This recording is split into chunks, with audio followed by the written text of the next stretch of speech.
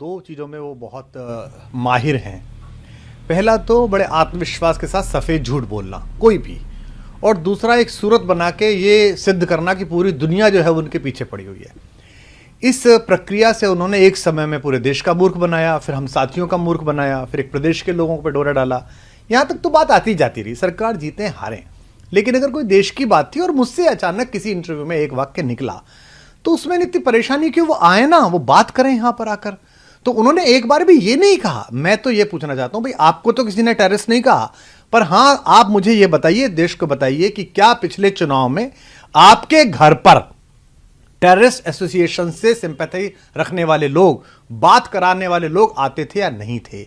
जब मैंने उस पर आपत्ति उठाई थी तो पंजाब की मीटिंग से मुझे बाहर कर दिया गया था, नहीं कर दिया गया था। और मैंने एक दिन रंगे हाथ पकड़ी थी घर पे मीटिंग, बाहर एक प्रहरी भी खड़ा था कि नहीं नहीं अंदर मीटिंग चली, मैंने उसको धक्का दिया। हरियाणा का प्रहरी था वो, क्या साइड हट।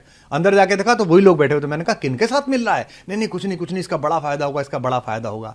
तो वो ये बताएं, वो ये बताएंगे नहीं, बाकी सब वो तरह तरह के आरोप प्रत्यारोप करते रहेंगे। दूसरा, वो किसी प्लेटफॉर्म पे आके बहस क्यों नहीं करते हैं? मुझे वो कह रहे हैं कि कवि है, हास्य कवि है। अरे भैया, मैं तो पढ़ा लिखा हूं, थ्रू आउट फर्स्ट क्लास हूं, गोल्ड मेडलिस्ट हूं, कॉलेज में पढ़ाया है 17 साल। तुम तो एक ऐसे हास्य कलाकार को लिए घूम रहे हो जिसपे 10वीं 12वीं भी 3 बार में हुई है। तो तुम तो कल वो कोई गड़बड़ कर देगा तो तुम तो कह दोगे वो तो हास्य व्यंग के आदमी है, वो तो हास्य कलाकार है, मैं क्या करूं। देश का मुद्दा है। और कहते हैं जी राहुल गांधी और मोदी जी एक सुर में बोल रहे हैं। राहुल गांधी और मोदी जी एक दूसरे के खिलाफ चुनाव में भीषण वार प्रहार करते हैं, ठीक है जी, खूब एक दूसरे के राजनीतिक दुश्मन है, लेकिन कम से कम उन दो लोगों में, उन दो पार्टियों में यह तमीज तो है कि राष्ट्रीय अखंडता के मामले में एक हो जाएं।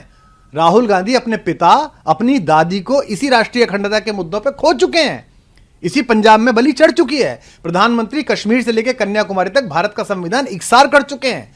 तो वो चुनाव में तो लड़ रहे हैं, वो कहां बनना चाह रहे हैं? भारत में मुख्यमंत्री, भारत में प्रधानमंत्री। तुम्हारा तो प्लान, तुम्हारे मुंह से निकलती कैसे हैं बातें, बोलते कैसे हो? और आखिरी बात मैं कहना चाहता हूं आपके माध्यम से, मैं उसे चुनौती देता हूं। मैं यहां बैठ के कह रहा हूं, आम आदमी पार्टी का फाउंडर, संस्थापक, इस देश को तोड़ने वाली किसी भी चीज के खिलाफ मैं खून की आखिरी बूंद तक लड़ूंगा।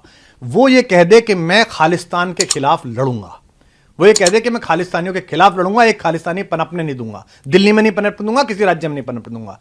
खालिस्तान मेरे खून की आखिरी बूंद के बाद भी साकार नहीं हो पाएगा, ऐसा बोल दे। एक बार बोलेगे ना, क्या चुनाव करता है? इतनी बात कहने में क्या दिक्कत है कि मैं खालिस्तान के खिलाफ हूं? मैं कह रहा हूं मेरे खिलाफ तो प्रोपेगेंडा आपने वैश्विक करा दिया, पंजाब में चुटकुले कवि सम्मेलनों के वायरल करवा दिए, पर अब जब ये लोगों को बात पता चली कि तुम्हारा बेसिक इंटेंशन क्या है, तो कह रहे नहीं मैं तो ऐसा हूं, मेरे पीछे पड़ गए। ये विक्टिम कार्ड बहुत खेल लिया, मैं तो गरीब आदमी हूं, मैं तो फला आदमी हूं।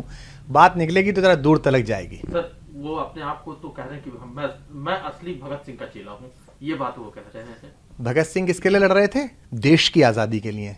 तो इसका मतलब ये अलग देश की आजादी के लिए लड़ रहा है? बताए क्या?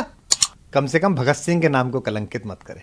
खैर ये राजनीतिक बात है, ज्यादा नहीं होनी चाहिए, मुझे इतना ही कहना था। बहुत धन्यवाद। एक सवाल है सिर्फ, चूंकि मैंने आम आदमी पार्टी के कई नेताओं से बात करने की कोशिश की, फोन पर तो उन्होंने बात दिया, समय नहीं दिया। उनका ये कहना है कि कुमार विश्वास साहब का पॉलिटिकल एजेंडा है, वो ये बताए कि वो किस पार्टी में हूं मैं। 2016 के आखिर में लड़ाई हुई, किस पार्टी में हूं मैं आम आदमी पार्टी से निकाला गया हूं, मैंने इस्तीफा दिया है। जो आदमी कहता था स्वराज से पार्टी है, वो जब से पार्टी बनी है तब से खुद ही अध्यक्ष बना बैठा है अपनी जेब में। और आम आदमी पार्टी के दूसरे तीसरे चौथे नंबर वाले कार्यकर्ताओं को बता दूं, ज्यादा ख्वाब मत पालो, अब दामाद जी आने वाले हैं, अब बहन जी आने वाली हैं, ये वहीं ले जाएगा और लोगों को जस्टिफाई कराएगा उन चेलों को, चिंटुओं को। जो स्वराज का शिरोमणि बनता था, जो संविधान की कसम खाता, उसने अपना ही संविधान बदल दिया कि 3 साल से ज्यादा कोई अध्यक्ष नहीं रहेगा, संयोजक नहीं रहेगा, अपना संविधान खुद बदल दिया, मैं जब तक रहूंगा तब तक रहूंगा। तो मैं किस पार्टी में हूं? मैं भारतीय जनता पार्टी में हूं, कांग्रेस में हूं, टीडीपी में हूं, तेदेपा में हूं, लेदेपा में हूं, किस में हूं मैं? कोई मिलता नहीं तो उसके लिए बोल रहे हैं, उसके लिए बोले। अरे तू इधर उधर की बात ना कर भाई, ये बता कि खालिस्तान के विरोध में तेरा क्या स्टेटमेंट है, ये बता कि तेरे घर पर लोग आए थे, आते थे।